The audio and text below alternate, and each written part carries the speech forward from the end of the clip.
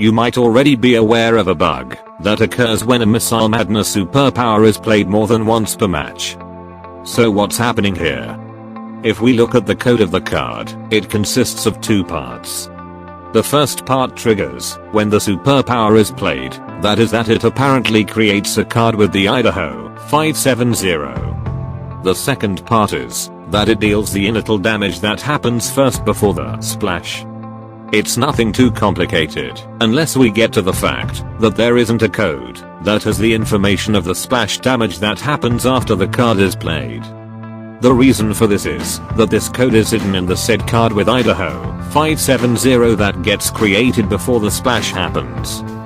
First of all, this isn't actually a card, but rather a special entity called board ability.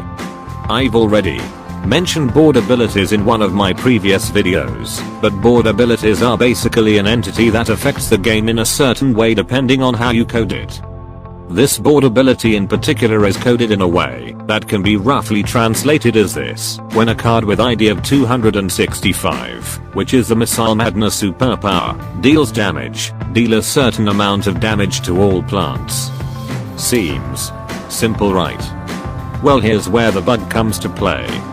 Since board abilities are permanent unless destroyed, this effect will be present until the end of the match, essentially leading to why Missile Madness triggers more than once depending on how many times you've played it.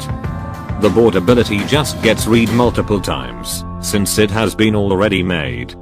However though, there is an additional code that states this card should be deleted when a card with ID of 265, which is, as we already know, Missile Madness, deals damage.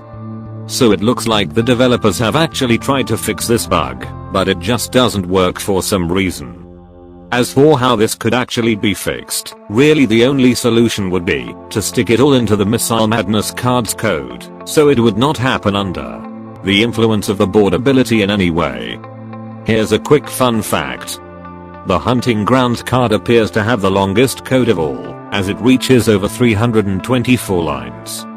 Anyways, thanks for watching, and if you find any interesting topics for me to cover, be sure to let me know in the comments.